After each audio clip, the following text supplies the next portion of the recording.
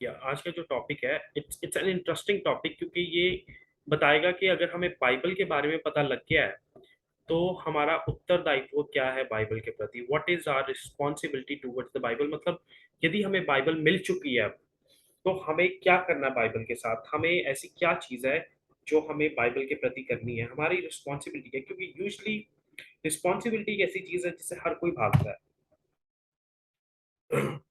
शादी से पहले यूजली लड़का लड़की में जब रिलेशनशिप्स होते हैं अच्छे, तो लड़का उसे परस्यू करता है, लेकिन शादी के बाद लड़का हर रिस्पॉन्सिबिलिटी से भागना चाहता है।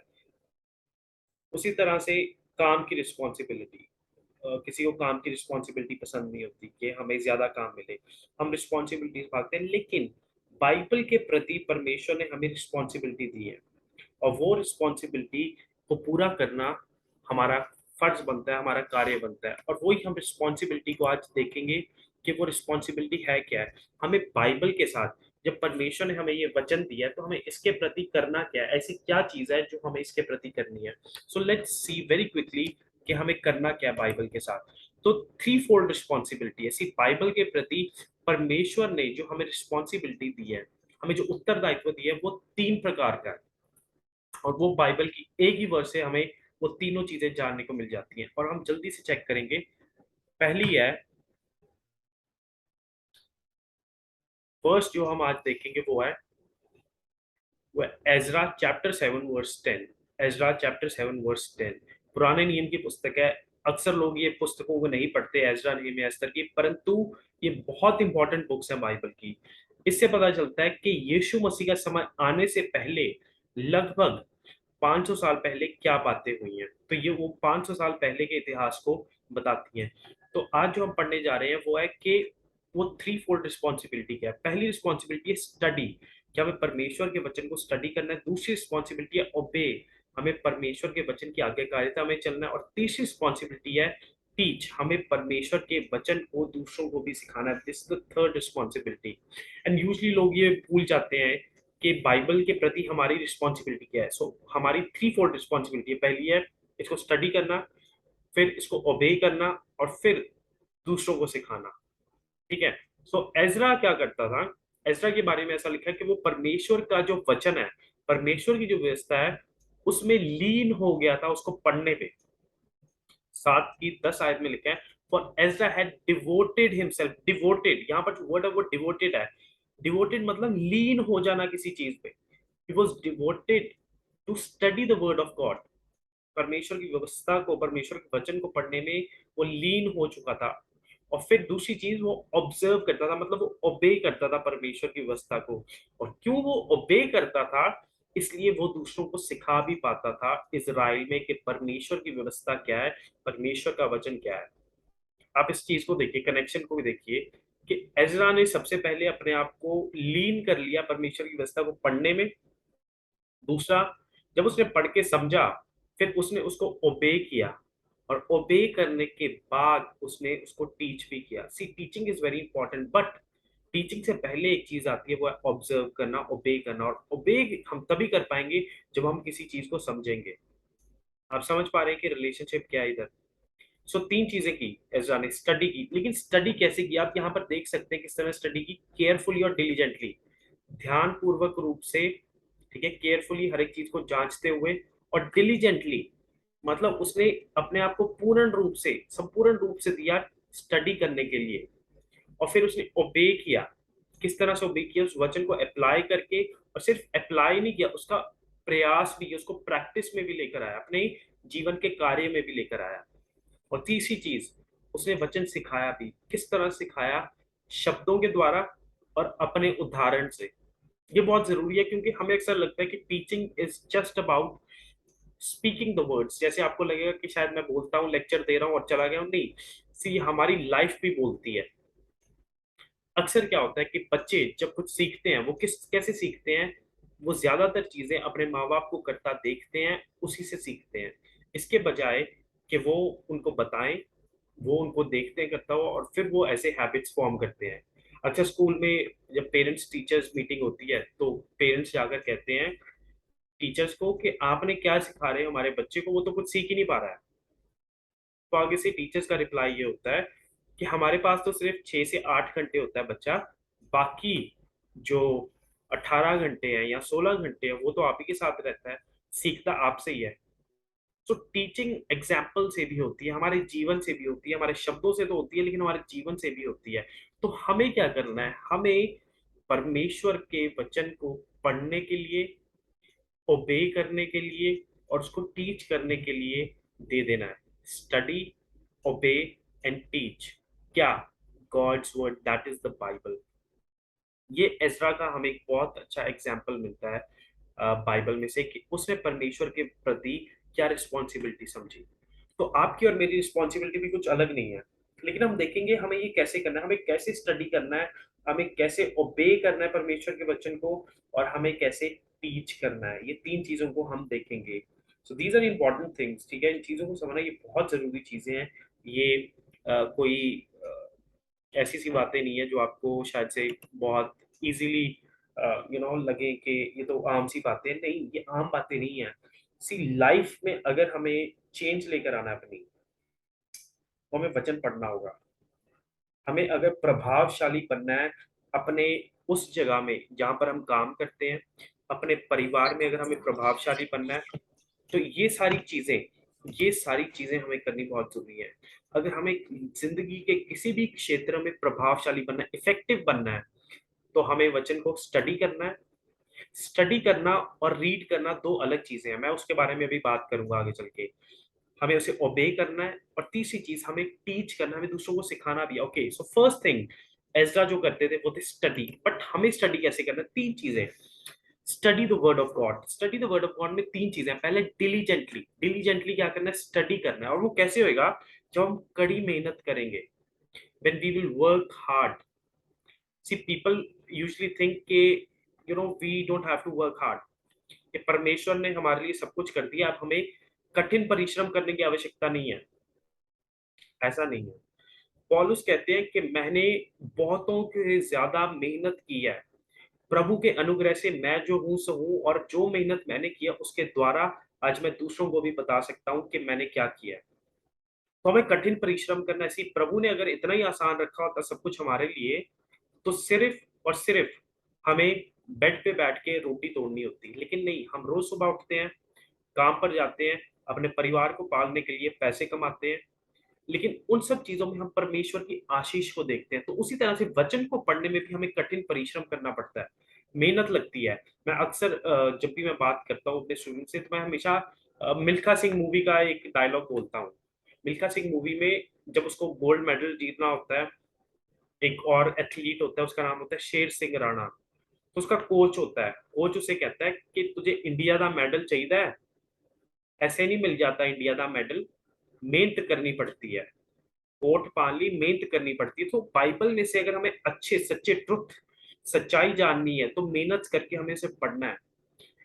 पहला तिमुथी उसका दूसरा अध्याय उसकी 15 आयत में लिखा है कि हमें एक ऐसा वो चाहिए व्यक्ति जो परमेश्वर के वचन को सही से संभालता है, क्योंकि परमेश्वर के वचन को सही से संभालना में मेहनत लगती है। अगर आपको बाइबल उठाकर कुछ भी बताना है किसी को, तो मेहनत नहीं लगेगी, आपको स्टडी करने की जरूरत नहीं। आपने एक आयत पढ़ी है और बोल दिया कि हाँ ये आयत है, नहीं। लेकिन मेहनत करती है, लगती है जब हमने किसी और को भी सिखाना है। तो आप समझ रहे हैं, डिलीजेंटली हार्ड वर्क। दूसरा है डेली, हमें रोजाना पढ़ना है। अब ये एक स्टडी है, एक ये हैबिट फॉर्म करने की बात है कि हमें रोजाना पढ़ना है। क्यों? क्योंकि लोग रोजाना नहीं पढ़ेंगे, लेकिन हमें कैसे पढ़ना रोजाना? ईगरली, कि यार आज परमेश्वर अपने वचन से मुझे क्या सिखाने वाले हैं, आज क्या बात करने वाले हैं प्रभु अपने वचन में से मेरे लिए क्या रखा है उन्होंने। ईगरली, और उसे एग्जामिन करना है। एग्जामिन करने का मतलब है कि जांच करनी है कि जो मैं पढ़ रहा हूँ सही पढ़ रहा हूँ या नहीं।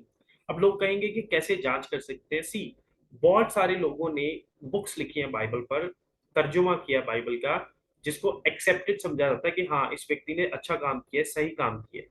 तो उस चीज को हम उसके अगेंस्ट चेक कर सकते हैं। एक ये तरीका है। और दूसरा तरीका ये है कि बाइबल में जब जब जब जब बाइबल में पौलुस किसी को प्रचार करता था, आप वर्स नोट कर सकते हैं, एक्ट्स चैप्टर 17 वर्स 11 में लिखा है कि जब जब पौलुस प्रचार करता था, तो बेरिया के लोग जो थे, 17 अध्याय में जो बेरियंस हैं, वो पौलुस को चेक करते थे कि जो इसने पढ़ाया है बिल्कुल सही पढ़ाया है या गलत पढ़ाया है। तो that is another important thing कि हमें चेक करना है। एग्जामिन करना है कि जो हम पढ़ रहे हैं सही है या गलत है। और जो तीसरी बात, हमें रोजाना पढ़ना है, एवरी डे। एक ईगरनेस होनी चाहिए रोजाना पढ़ने की और एग्जामिन करने की, चेक करने की कि हम सही पढ़ रहे हैं गलत। सी ये बहुत मुश्किल है हैबिट फॉर्म करना। हमें लगता है कि चीजें अपने आप हो जाएंगी, नहीं सी अपने आप नहीं होती। ये उस तरह से है कि हमें एफर्ट करके रोजाना पढ़ना है। We have to study it every day by making some efforts. हमें कुछ एफर्ट जरूर करने हैं रोजाना बाइबल पढ़ने के लिए। तो उसी तरह से है जैसे कि मैं अक्सर लेता हूँ कि हमें जब जब नया नया परमेश्वर से प्यार होता है, हम अपने लिए कुछ भी चीजें हम परमेश्वर के लिए करने के लिए तैयार हैं। हम परमेश्वर से प्रेम करते हैं, प्रेयर करेंगे, बाइबल पढ़ेंगे, लेकिन कुछ देर के बाद सब ठंडा सा पड़ जाता है। हमें ऐसा लगता है कि सब कुछ जा रहा है, नहीं। वहां पर हमें एफर्ट करने हैं, दिखाना है कि परमेश्वर से हम प्रेम करते हैं। और तीसरी बात, हमें कैसे स्टडी करना है? पवित्र आत्मा पर निर्भर रहकर, by depending on the holy spirit. लेकिन पवित्र आत्मा पर हमें किस चीज के लिए निर्भर रहना है? बुद्धि के लिए। कि पवित्र आत्मा हमें बुद्धि दे समझने के लिए, अप्लाई करने के लिए वचन को, कि जो वचन परमेश्वर ने हमारे साथ शेयर किया है, हमने जो पढ़ा है परमेश्वर का वचन, उसको हम अप्लाई भी कर पाए। और इंसाइट के लिए, इंसाइट मतलब कि कोई ऐसी बात परमेश्वर अपने वचन से हमें सिखाएं जो हमें नहीं पता। अक्सर ये प्रॉब्लम रहती है कि लोग पवित्र आत्मा पर निर्भर नहीं रहते। उनको लगता है कि हम अपनी बुद्धि के द्वारा सब कुछ कर सकते हैं। कि अगर हम इतने बुद्धिमान होते, इतना हमारे पास ज्ञान होता, तो हमें प्रभु की जरूरत ही नहीं थी, बाइबल की जरूरत नहीं थी, जिसके लिए परमेश्वर ने इतने साल लगाए हैं। अक्सर लोग पूछते हैं कि कहते हैं कि बाइबल को पढ़ने की जरूरत नहीं है, ठीक है, हम ऐसे ही एक अच्छा जीवन जी सकते हैं। मुझे ये बात बताओ कि ऐसे कैसे पॉसिबल है, जिस चीज के लिए परमेश्वर ने 1500 साल लगाए, और जिस चीज को संभाले रखने के लिए बहुत सारे लोगों ने इतिहास में अपनी जान तक गवा दी, उसको क्यों ना पढ़ा जाए, उसको क्यों ना मेहनत से पढ़ा जाए, लेकिन पवित्र आत्मा की निर्भरता पर और समझने के लिए भी हमें परमेश्वर की आत्मा पर निर्भर रहना है। ये तीसरी बात है। सो तीन बातें, तीन तरह से हमें स्टडी करना है: डिलीजेंटली, मेहनत के साथ, डेली, रोजाना, और एग्जामिन करना, चेक करना जो हम पढ़ रहे हैं सही है या गलत है, और depending on the holy spirit, पवित्र आत्मा पर निर्भर रहने के लिए, निर्भर रहते हुए। अब मैंने ये एक बात कही थी शुरू में कि रीडिंग और स्टडी में फर्क है। सी रीडिंग है कि मैं बाइबल को खोल के ऐसे पढ़ रहा हूँ, सिंपल। बट अध्ययन करना क्या होता है, स्टडी करना क्या है, कि आप डिसिप्लिन लेकर आते हैं अपनी लाइफ में, जिससे आप उसके सिद्धांतों को सीखना चाहते हैं। सिंपली रीड करके बाइबल के बारे में नहीं सब कुछ पता चल जाता, आपको बैठना पड़ेगा, मेहनत करनी पड़ेगी। सी कई लोग कहते हैं, कईयों की मैंने आज अक्सर गवाही सुनी है कि हम एक ऐसे परिवार से आते थे जहां पर पढ़ाई का क ख ग भी नहीं था, या ऊड़ा एड़ा ईड़ी भी नहीं था, या ABCD भी नहीं था। लेकिन जब से हमने बाइबल को पढ़ना शुरू किया है, मेरा पढ़ाई में मन लगता है, मैं मेहनत करता हूँ, मैं मेहनत करती हूँ। बहुत सारे ऐसे लोग हैं, क्योंकि पवित्र आत्मा हमें सहायता करता है। सी स्टडी को टाइम लगता है, वो रीडिंग के जैसा नहीं है। जैसे अगर मैं आपके सामने एक वर्स लेकर आता हूँ, उस वर्स को मैं इस तरह से खोल के रख देता हूँ आपके सामने, वो क्यों हो पाता है? क्योंकि मैंने स्टडी किया, इसको टाइम लगा है, और ये मेरे अंदर बस चुका है, ये मेरे अंदर बस चुका है। सो पहली चीज जो हमें करनी है बाइबल के साथ, वो है हमारी रिस्पॉन्सिबिलिटी जो है, वह स्टडी करने की।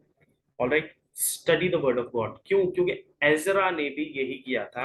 एजरा ने सबसे पहली चीज स्टडी की थी। ओके, दूसरी चीज है हमें ओबे करना है, obedience to the word of God. मैंने यहाँ पर मैथ्यू चैप्टर 7 में से वर्स लिया है, मती द्वारा रचित सुसमाचार उसके 7 अध्याय में से वर्स लिया है।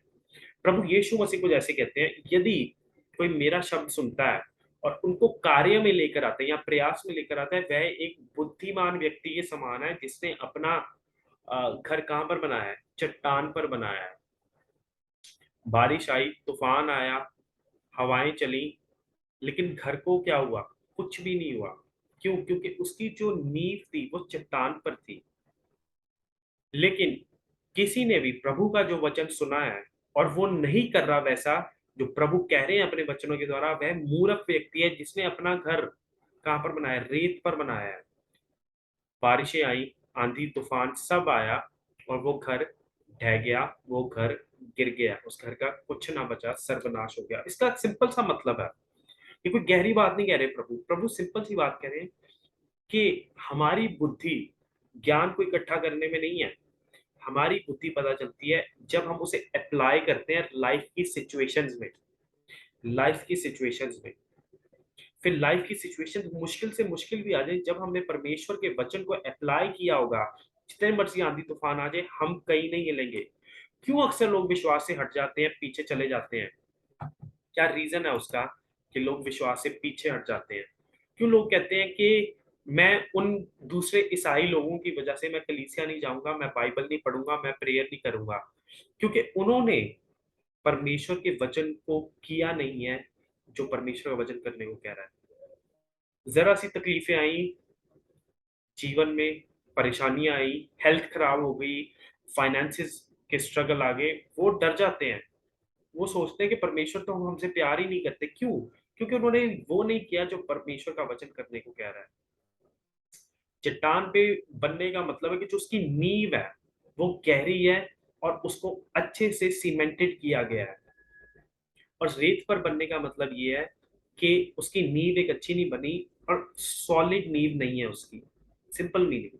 तो हमारी नींव तभी सॉलिड होती है जब हम लाइफ की सिचुएशंस जब आती हैं हमारे सामने, डिफरेंट डिफरेंट डिफिकल्टीज या टेम्पटेशन, उसमें हम चुनाव करते हैं परमेश्वर के वचन का आज्ञाकारिता में चलने के लिए। हम चुनाव करते हैं that we want to obey God's word, जो मर्जी हो जाए। हमारी बुद्धि का टेस्ट है जब हम ओबे करते हैं परमेश्वर के वचन को। नहीं तो हम मूर्ख हैं, हम दुनिया के हर एक उस इंसान की तरह हैं जो पैसे के पीछे भाग रहा है, जो भाग रहा है फेम के पीछे, जिसको कुछ लेना देना नहीं है कि इस संसार में मैं किस लिए आया हूँ। अब क्या पैसा बुरा है, नाम कमाना बुरा है? नहीं, ये चीजें बुरी नहीं है। बहुत सारे अच्छे प्रीचर्स रहे हैं इस इतिहास में जिनको हम अभी भी याद करते हैं, चार्ल्स स्पर्जन जैसे, जिनको हम अभी भी याद करते हैं। बहुत सारे ऐसे कुछ लोग रहे हैं जिनके पास बहुत पैसा हुआ है, अच्छे मसीही लोग हुए हैं, लेकिन उन्होंने अपना मन प्रभु के वचन पर लगाया था, उसको पढ़ने में, उसका अभ्यास करने में, प्रैक्टिस करने में। बाइबल में एक ऐसी भी आयत है, अक्सर लोगों को ये होता है कि हम अपना भविष्य जान लें कि प्रभु ने हमारे लिए भविष्य में क्या रखा है। लेकिन यदि हम व्यवस्था विवरण उसका 29 अध्याय 29 चैप्टर उसकी 29 आयत पढ़े, उसमें लिखा है कि जो भी बातें प्रकट कर दी गई हैं बाइबल में, वो सारी की सारी बातें हमारे लिए हैं और हमारे लोगों के लिए हैं, हमारी आने वाली पीढ़ी के लिए हैं। लेकिन जो बातें परमेश्वर ने छिपा कर रखी हैं, जो बातें परमेश्वर ने रिवील नहीं की बाइबल में, वो परमेश्वर ने अपनी महिमा के लिए रख छोड़ी है। आप समझ रहे हैं इस बात को? कि अक्सर लोगों को होता है कि परमेश्वर मेरे से भविष्य में क्या चाहते हैं। सिर्फ भविष्य में जो भी परमेश्वर आपसे चाहते हैं वो परमेश्वर ने बाइबल में बता दिया है। आपको सिर्फ ओबे करना है और परमेश्वर पर भरोसा रखना है कि परमेश्वर ने मेरे लिए जो भविष्य रखा है वो परमेश्वर ही जानते हैं। लेकिन अक्सर हर किसी को होती है भविष्य पता करते, इसी भविष्य को जानना बाइबल कहती है गलत है। क्यों? क्योंकि ऐसा कार्य शाऊल राजा ने भी किया था। और भविष्य को जानना आप परमेश्वर की आज्ञाकारिता के विरुद्ध में ले जाता है आपको। इसलिए भविष्य को जानना हमारा काम नहीं है, और बाइबल कहती है कि उसको जानने की कोशिश भी मत करना। लेकिन जो बातें बता दी गई हैं वो इसलिए बताइए ताकि हम उसे ओबे कर सकें, हम बाइबल को ओबे कर सकें। सो सेकंड चीज जो हमारी रिस्पॉन्सिबिलिटी बाइबल के प्रति है वो है obedience. We have to obey the word of God. Question आता है, क्या ये इजी है? बिल्कुल भी नहीं। क्यों नहीं इजी? क्योंकि हम अपनी जो आसपास का कल्चर है उससे इतने इन्फ्लुएंस हो जाते हैं कि हमारे दिल की जो इच्छा है वो वही करने की है जो सारी दुनिया कर रही है। हमारा सिंफुल नेचर हमें बार बार कहता है कि तूने परमेश्वर की आज्ञाकारिता में नहीं चलना। हमारा सबसे बड़ा विरोधी, जिसको अक्सर मसीही लोग अपना दोस्त बना के बैठे हैं, उसका नाम जपते रहते हैं, वो है शैतान। वो बिल्कुल नहीं चाहता कि हम परमेश्वर के वचन की आज्ञाकारिता में चलें। वो हर उस सिचुएशन को लेकर आएगा हमारे सामने जिसमें हम परमेश्वर की आज्ञा का उल्लंघन कर रहे हैं, हम उसे तोड़ रहे हैं। तो ये इजी नहीं है। तो हम कैसे ओबे कर सकते हैं? पवित्र आत्मा हमारे साथ है। The Spirit of God helps us to obey the word of God. All right, that's the second thing. And the third thing, very quickly, हम देखेंगे वो है teaching the word of God. Now, this is the most difficult thing. क्यों difficult है? क्योंकि जब तक हमने स्टडी नहीं किया तब तक हम ओबे नहीं कर पाएंगे। और जब तक ओबीडियंस हमारे जीवन में आई नहीं है तब तक हम किसी को सिखा भी नहीं सकते। ये सबसे डेंजरस। क्यों? क्योंकि बाइबल कहती है जो सिखाने वाले हैं उनकी जजमेंट सबसे ज्यादा हार्श होगी, क्योंकि वो कपटीपन का जीवन जी सकते हैं। मैं जो टीच कर रहा हूँ आपको, मेरे ऊपर ज्यादा जजमेंट है क्योंकि मैं कल को हिपोक्रिटिकल लाइफ भी जी सकता हूँ। कि हो सकता है कि मैं कुछ बोल रहा हूँ लेकिन मैं कर कुछ रहा हूँ अपने जीवन में। इसी तरह से टीचिंग तक हम उस टाइम तक नहीं पहुंच सकते जब तक हमने अपनी लाइफ में वचन को स्टडी करना और उसको ओबे करना शुरू नहीं कर दिया। अब टीचिंग कैसे करनी है? हमें परमेश्वर का वचन पढ़ना है और दूसरों को बताना है परमेश्वर के वचन वचन के बारे में पवित्र आत्मा की सामर्थ्य में होकर के।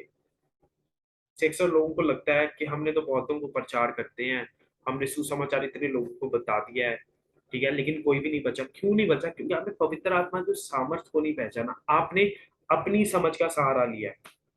हमें लगता है कि हम कुछ ज्ञान की बातें लोगों को बताकर उनको फंसा सकते हैं सुसमाचार में। नहीं, ऐसा नहीं है। सुसमाचार बिल्कुल सिंपल है कि प्रभु यीशु मसीह हमारे पापों के लिए मरे और तीसरे दिन मुर्दों में से जी उठे। ये सुसमाचार है। तो हमें खुद पढ़ना है और दूसरों को भी बताना है इस सुसमाचार के बारे में। और फिर हमें दूसरों को एक्सप्लेन करना है। हमें उन्हें एक्सप्लेन करना है कि उन्हें हम समझा सकें कि लिखा क्या है बाइबल में। से अक्सर लोग क्या करते हैं, सिर्फ बाइबल का वचन पढ़ के बता देते हैं। नहीं, सी, रीड करना इज डिफरेंट। जैसे मैंने कहा, अगर हम उसे स्टडी किया, हमने ओबे किया, तो हम उनको बता भी सकते हैं कि इसको कैसे समझना है, इसका अर्थ क्या है, इसका मतलब क्या है। और आखिरी में हमें लोगों को दिखाना है आज्ञाकारिता में चल के कि इसको ओबे कैसे करना है और इसको अप्लाई कैसे करना है अपनी लाइफ में। That's how we teach the word of God. लेकिन क्योंकि हमें टीच करना है, हमें प्रीच करना है, उसके साथ हमारी कुछ रिस्पॉन्सिबिलिटीज हैं। जैसा मैंने कहा कि as teachers of God's word हमें परमेश्वर के वचन में कोई मिलावट नहीं करनी, उसे डाइल्यूट नहीं करना। अब डाइल्यूट करना क्या है? फॉर एग्जाम्पल, मेरी आदत है कि मैं रूह अफ़ज़ा पीता हूँ गर्मियों में। तो रूह अफ़ज़ा मैं थोड़ा सा लूंगा, उसमें पानी डालता हूँ, मिलावट करता हूँ, ताकि जो उसका गाढ़ापन है, जो रूह अफ़ज़ा का गाढ़ापन है, वो खत्म हो जाए और वो उतना मीठा ना लगे जितना वो मीठा है। उसी तरह से कई शराबी लोग जो शराब बहुत पीते हैं, वो शराब में पानी मिक्स करते हैं ताकि शराब डाइल्यूट हो जाए। तो हमें डाइल्यूट नहीं करना है, हमें उसका जो गाढ़ापन है वो खत्म नहीं करना है वचन का। उसमें अपनी फिलॉसफीज डालकर या अपने मन की चीजें जो हमें अच्छा लगता है वो डाल देनी है, हमने उसमें फिट कर देनी है। ऐसा नहीं करना। हमें परमेश्वर के वचन को डाइल्यूट नहीं करना, हमें उसमें मिक्सिंग नहीं करनी। दूसरी बात है, हमें परमेश्वर का वचन डिस्टॉर्ट नहीं करना। डिस्टॉर्ट करने का मतलब क्या होता है? कि उसे तोड़ मरोड़ के प्रेजेंट नहीं करना। आजकल लोग क्या करते हैं, किसी को डराने के लिए, फॉर एग्जाम्पल, कई विश्वासी चर्च नहीं आ रहे बहुत देर से, तो कई पास्टर लोग क्या करेंगे, उनके घरों में जाएंगे, पूछेंगे क्यों नहीं आ रहे, तो अपने बताएंगे रीजंस। कई कई बहाने बताते हैं, कई जेन्युइन रीजंस आते हैं, तो पास्टर्स उनको डराने के लिए प्रकाशित वाक्य की पुस्तक में से बताएंगे, उनको डरा कर रखने के लिए कि तुम्हारे साथ ये हो जाएगा, अंत के दिन आ रहे हैं, ऐसे है, वैसे ये है, वो है, ऐसे वैसे। अंत के दिन तो आ रहे हैं, कोई शक की बात नहीं है। परंतु विश्वासियों के लिए एक आशा है उसमें, प्रकाशित वाक्य की बुक में। और प्रकाशित वाक्य की पुस्तक ऐसी है जो हमें आशा देती है, जो हमें भरोसा देती है कि हमारे साथ सब कुछ चंगा होगा, क्योंकि हम प्रभु यीशु मसीह के विश्वासी हैं। लेकिन लोग उसे डिस्टॉर्ट करके बताते हैं, तोड़ मरोड़ के अपने फायदे के लिए बताते हैं, ताकि जो भेड़े हैं प्रभु की, वो उनकी भेड़े बनकर रहे।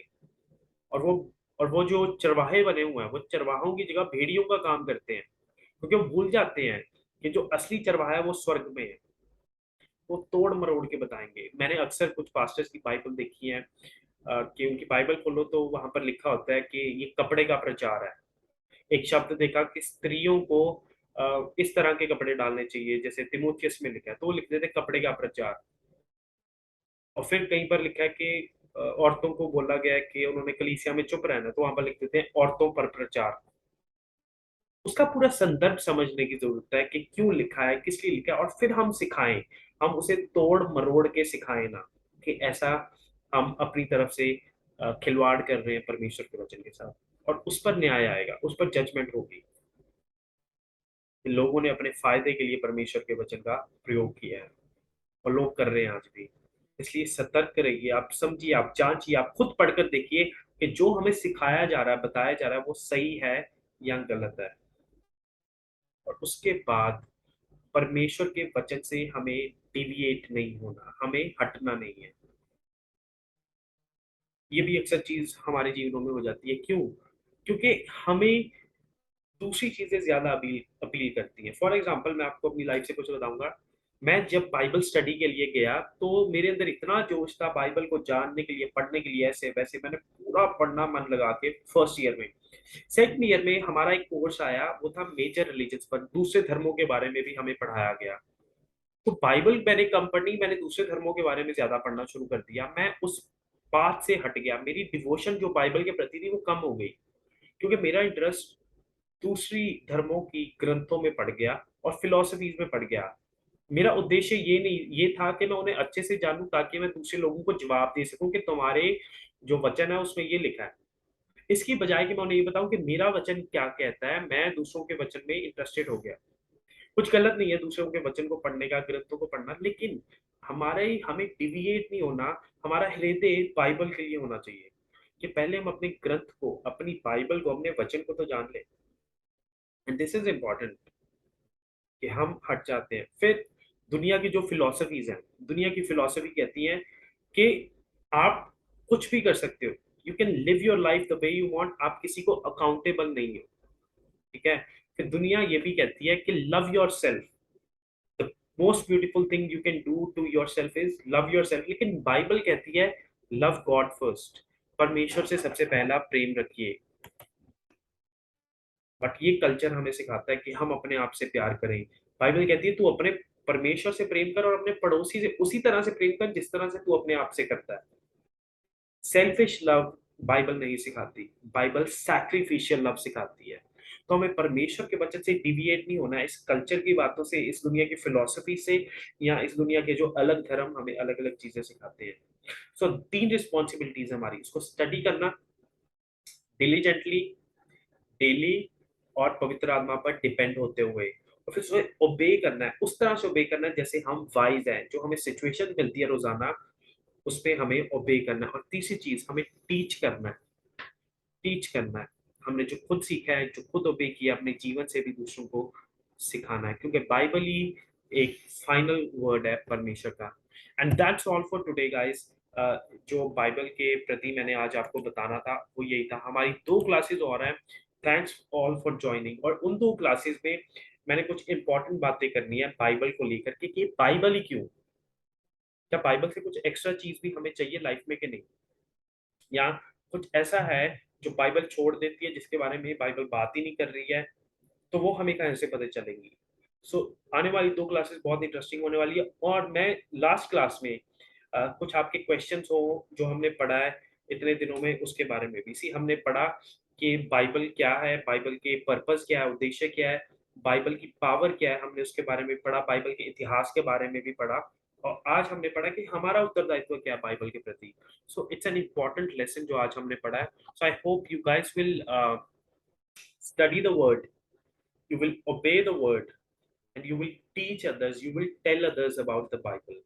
See, मेरा बाइबल की बात शुरू करने का पर्पस ये था कि I will be able to teach you guys, जो मैंने खुद स्टडी किया, जो मैं खुद ओबे कर रहा हूँ, वो मैं आपको भी सिखा सकूं।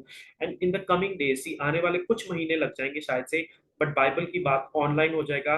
वेबसाइट तैयार कर रहा हूँ मैं, उस पर वर्क कर रहा हूँ उन सब चीज़ों पे। सो वंस इट स्टार्टेड, आपको सिर्फ लॉग इन करना होगा, और आप जब चाहें, जितना मर्जी चाहें, टाइम स्पेंड कर सकते हैं बाइबल के कोर्सेज पर, क्योंकि मैं बहुत सारे कोर्सेज को रिकॉर्ड करूंगा, बहुत सारे कोर्सेज पे वर्क करूंगा मैं, और उनको मैं अपलोड कर दूंगा ऑनलाइन। मिनिमल फीस होगी, फीस भी मैं ज्यादा नहीं रखूंगा, बट क्योंकि मुझे जो मैं मीडियम प्लेटफॉर्म यूज करूंगा, मुझे उधर भी पेमेंट करनी होगी कोर्सेज के लिए। So I am going to keep some fee on it, but for the Bible community, Bible की जो फैमिली है, जो कम्युनिटी मैं बनाना चाहता हूँ, आप मुझे उसमें हेल्प कर सकते हैं। You guys can tell others, मुझे एक अच्छा सा रिव्यू लिख कर दीजिए, मेरा नहीं, तरुण जॉन का नहीं, बाइबल की बात के बाइबल का कोर्स जो हमने किया है, इंट्रोडक्शन टू बाइबल, उसमें आपके क्या विचार हैं। Don't don't quote me, Tarun John को कोट ना कीजिए, सी ये मेरे बारे में नहीं है, ये बाइबल की फैमिली के बारे में, बाइबल की बात के बारे में। It's about you guys, it's about all of us. ठीक है। So you please write to me a good review. ठीक है। कुछ लोग हैं जो रेगुलरली अटेंड नहीं कर पाए, उनको मैंने जो लेक्चर्स रिकॉर्ड किए मैंने सेंड कर दिए। So please guys, you guys can do it, you can help me out. So thank you very much, thank you everyone. So cheers to all of you जो अंत तक बने रहे हैं। ठीक है, बस एक हफ्ता और आप थोड़ा सा सहन कर लीजिए मुझे, ठीक है। उसके बाद प्रेयर्स करना मेरे लिए, क्योंकि because I am working on a very big project कि बाइबल की बात को मैं ऑनलाइन लेकर आऊँ। मैं इस उद्देश्य से नहीं कर रहा कि मैं बहुत बड़ा सफल इंसान होना चाहता हूँ, नहीं, लेकिन इस उद्देश्य से कर रहा हूँ कि परमेश्वर का वचन हर एक तक पहुंच जाए। क्योंकि बहुत मुश्किल होता है कि यूट्यूब पे हम किसे सुने, हमें नहीं पता हमें यूट्यूब पर किसे सुनना है, क्योंकि यूट्यूब पर आए दिन एक नए टीचर मिल जाते हैं या कुछ ना कुछ मिल जाता है। कुछ ना कुछ मिल जाता है। लेकिन हमें पता नहीं चलता कि हमें किसे सुनना है। हमें एक कंटेंट उस जगह चाहिए जहां पर हम कभी भी जाकर लॉग इन कर सके और हमें पता है कि ये व्यक्ति से हम सुन सकते हैं। तो I am just trying to help the world. मैं सिर्फ दुनिया में जो मसीही लोग हैं उनकी मदद करना चाहता हूँ कंटेंट प्रोवाइड करके। So you guys can just pray for me. Thank you everyone. I think we are running out of time as well. 5 minutes है. Anything from anyone, please feel free to write in the chat box. या brother, आज के लिए हैदराबाद जाना है, मेरे लिए आप प्रेयर करें। हाँ जी जरूर, थैंक यू, श्योर। आप बाइबल स्टडी के लिए जा रहे हैं तो और भी अच्छा है, I am very happy about it. So please आप मैं आपके लिए जरूर प्रेयर करूंगा। Any other prayer request let me know, I can pray for you guys. कुछ लोग ठीक भी नहीं थे, ठीक है, and I want to pray for them as well. UPSC के लिए, oh amazing, very nice. May God grant you success. So thanks for sharing this, brother Bhushan. I'll surely be praying this. ये मेरी prayer list में रहेगा, and I'm working on it. ठीक है, I'm working on to provide better services. And I hats off to you, like you know, आप बहुत कड़ी मेहनत कर रहे होंगे उस पढ़ाई के लिए, लेकिन फिर भी आपने टाइम निकाला है, ठीक है। Okay, let me pray and then I'll just wind up with this. All right. Thank you so much. Okay, let me pray. Thank you, Father, for all that you have done and who you are. And as today's session, we could see our responsibility towards this, towards what you have asked us to do. You want us to study your word, you want us to obey it, and you want us to teach it to others. I pray, Father, that each one of us, हम में से सब जन पिता आपके वचन को पढ़ने वाले, उसको आज्ञाकारिता में चलने वाले और दूसरों को सिखाने वाले बन जाए।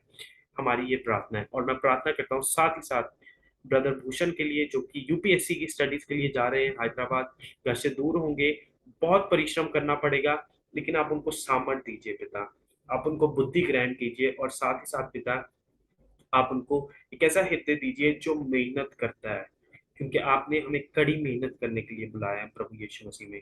ये हमारी प्रार्थना पिता, आप जो कर रहे हैं उनके जीवन में, और जो लोग ठीक नहीं है पिता, जो लोग आ नहीं सके, आप उनको भी आशीषित कीजिए। हर एक बात में आपको आदर महिमा देते हैं पिता, और इस प्रार्थना प्रभु यीशु मसीह के नाम में मांगते हैं, आमीन।